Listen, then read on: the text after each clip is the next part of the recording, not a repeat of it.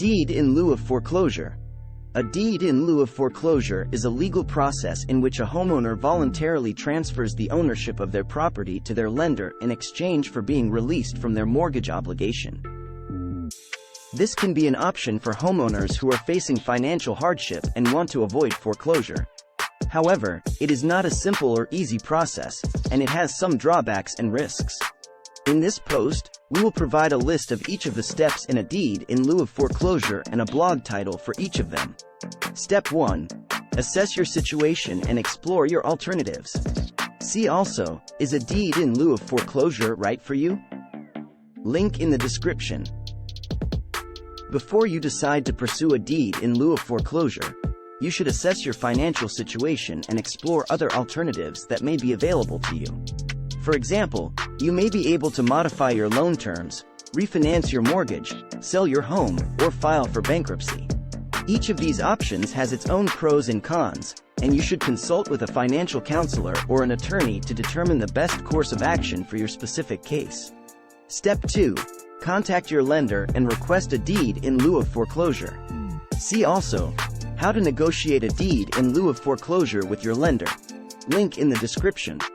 If you have exhausted your other options and decided that a deed in lieu of foreclosure is your best choice, you should contact your lender as soon as possible and request a deed in lieu of foreclosure. You will need to explain why you are unable to make your mortgage payments and provide proof of your income, expenses, assets, and liabilities. You will also need to show that your home is worth less than what you owe on your mortgage, and that you have no other liens or judgments on your property. Your lender will review your request and decide whether to accept it or not. How COHFP can help. If the traditional ways to avoid foreclosure do not work for you, we have options. What we offer: discounted real estate fees.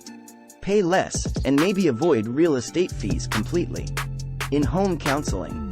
We offer in-home consultations to discuss your unique situation and explore potential solutions. Home repairs. Through our Home Partnership Initiative program, we can assist homeowners in making necessary repairs to their homes, which can increase the value of their property and help them secure a better sale price. Fast Track. You have an urgent matter that simply cannot wait. Fast Track, the Priority Assistance Program, allows proper handling of urgent matters that you may need assistance with. Step 3. Complete the required paperwork and documentation. See also, what documents do you need for a deed in lieu of foreclosure? Link in the description. If your lender agrees to accept a deed in lieu of foreclosure, you will need to complete some paperwork and documentation to finalize the transaction. This may include a deed in lieu of foreclosure agreement, a quitclaim deed, an estoppel affidavit, a release of liability, and a tax form. You should read these documents carefully and understand what they mean before signing them. You should also keep copies of everything for your records. Step 4. Vacate the property and hand over the keys. See also, how to prepare for moving out after a deed in lieu of foreclosure. Link in the description. The final step in a deed in lieu of foreclosure is to vacate the property and hand over the keys to your lender. You should make sure that you leave the property in good condition and remove all your personal belongings. You should also notify your utility providers, cancel any services or subscriptions, and change your address with the post office and other entities. You may be eligible for some relocation assistance from your lender or from a government program, depending on your situation. Step 5. Understand the consequences and implications. See also, what are the impacts of a deed in lieu of foreclosure on your credit and taxes? Link in the description. A deed in lieu of foreclosure can have some serious consequences and implications for your credit and taxes.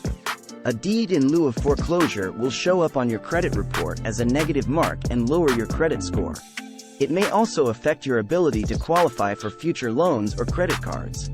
Additionally, you may have to pay taxes on the amount of debt that was forgiven by your lender, unless you qualify for an exemption under the Mortgage Forgiveness Debt Relief Act or other laws. You should consult with a tax professional to determine how a deed in lieu of foreclosure will affect your tax liability. Colorado Home Foreclosure Prevention (COHFP). Arrange free housing counsel. If the burden is too much to handle on your own, Colorado Home Foreclosure Protection can help.